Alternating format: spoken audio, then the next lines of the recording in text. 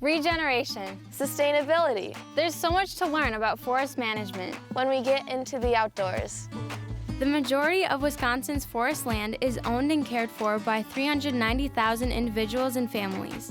So it only made sense to introduce Anna to 4 generations of the Pfeiffer family and a cool DNR forester named Ben to learn about a forest legacy area in Wapaka.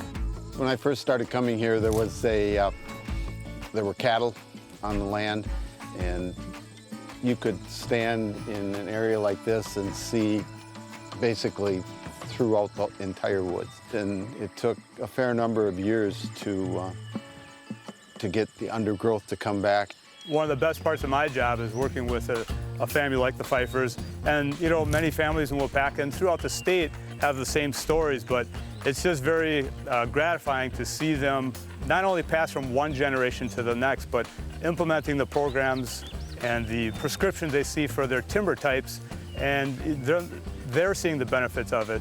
You know, through wildlife management and timber management, it goes hand in hand. It's been interesting to listen to them when they're talking, and we want to remove this tree because it's got some defect, and we want to keep this tree because it's good seed stock for future. Working with landowners, one of the things that I do is I prepare a stewardship plan with them, and you know, eventually it might become a managed forest law program plan. And a lot of the things that we look at are, number one is probably landowner objectives. You know, what they have the land for, what they like to use and do on the property. We've constructed 2 different deer enclosures, or exclosures, so that to keep the deer out of the area.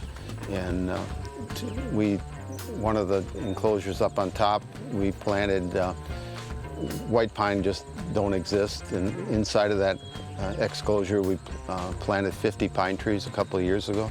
I walked through there the other day, and there's pine trees, white pines in there now that are 5 feet tall. So the exclosures have been a big part of it. When I was growing up, I mean, it was just a place to come and sled, and I saw my family, you know, harvest deer and everything off of here. So now that I'm older, I mean, I'm 31 years old, so I definitely see the reasons behind it, and to be able to manage a forest like this, I mean, it makes a lot more sense to me now that, I mean, just to keep the forest healthy, harvesting firewood and all that too. I know a lot of us heat our houses. I guess probably all 3 generations do it. The 4th generation, I'm sure, will do it. That's been a part of our dream, I guess you would say. It's more than just a place to go deer hunting. They enjoy the flowers, the ferns, the birds, those things. To get kids involved in natural resources or even outdoors, I guess it takes a little bit of excitement on the educator's part to get them involved. So, you know, maybe just talking with them and finding things in common that they have, you know, just that one little step can go a long ways. Anna's convinced we're doing the right thing. Let's go deeper into the outdoors. I got into forestry because I had just a really big interest in natural resources, in the woods. As a young kid, we would go out fishing, we'd go out hunting, hiking, berry picking.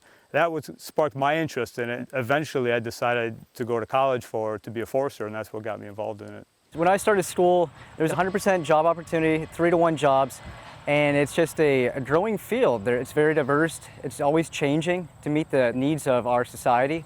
There's great opportunity in an organization like ours because you can start from the ground on a line and work your way up into management.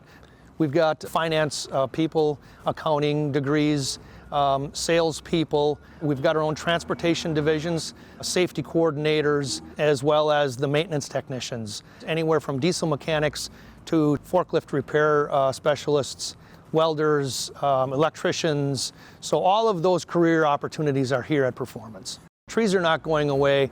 We'll continue to need sustainable forestry. If they have any spark of interest in it, contact your DNR forester and doing a job shadow. And I've done that many times with high schoolers and college students. Through supervisor's permission, they will spend a day with me in the woods and just job shadowing me to see what I do in my day-to-day routine.